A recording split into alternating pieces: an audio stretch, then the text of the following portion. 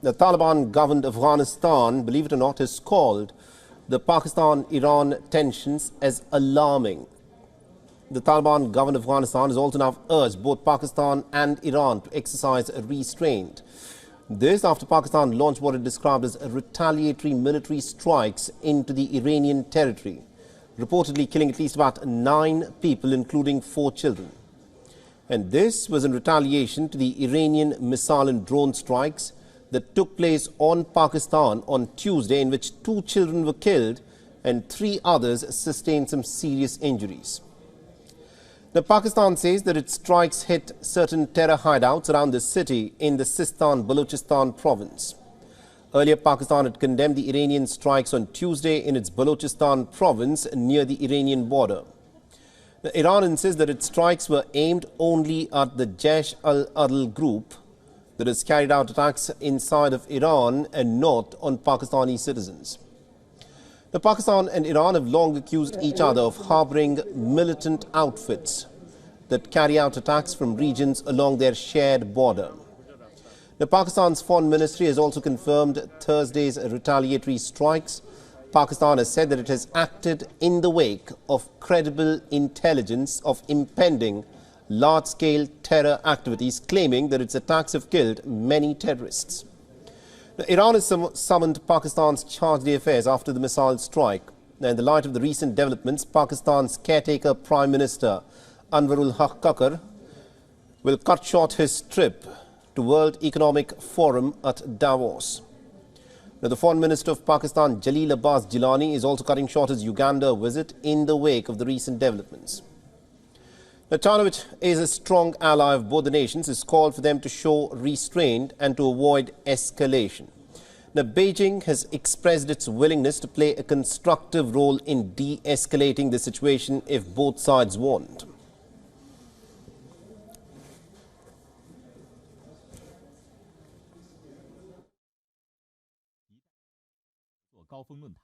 Iran and Pakistan are close neighbors, friendly countries to China, and countries with important influence. China sincerely hopes that both sides can maintain calm and restraint and avoid escalating tensions. If there is a need from both parties, we are also willing to play a constructive role in alleviating the situation.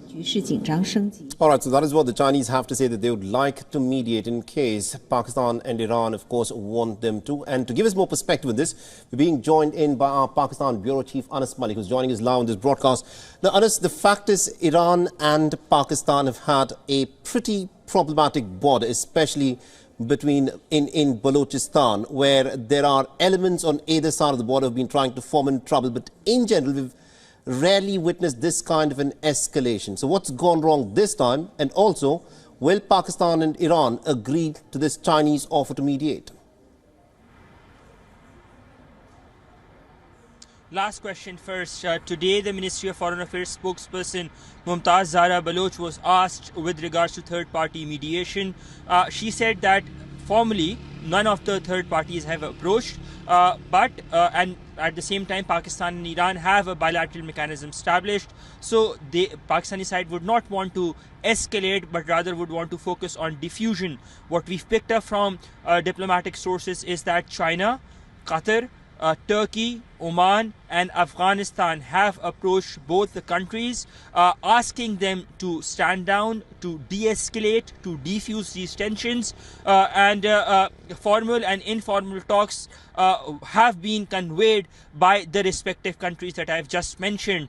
Now, on to the first part of your question. The answer to that is not known, that what triggered such a move between Pakistan and Iran, where Iran went on to violate Pakistan's territorial integrity and sovereignty and do this unilateral aggression and provoke unilateral aggression, as Pakistan says. And then Pakistan just had to respond back because it would not have given a seeming impression of this being the new normal, irrespective of whatever the political situation is in the country.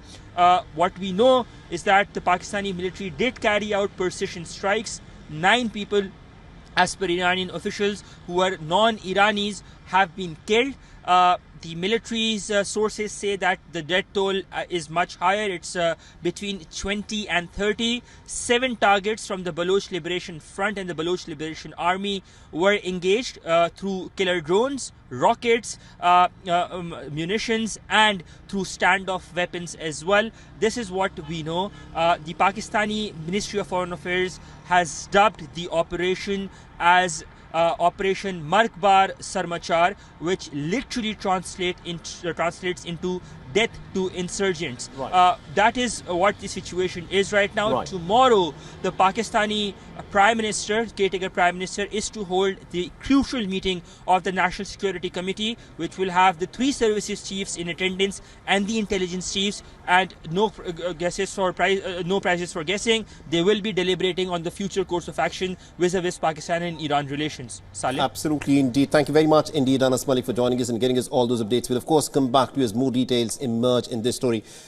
Very unfortunate turn of events in terms of what's in fact been happening there. And also on our screens, let me get my producer to get the images out of Pakistan having carried out those missile strikes. Because remember, on either side of the border, Balochistan province has been restive.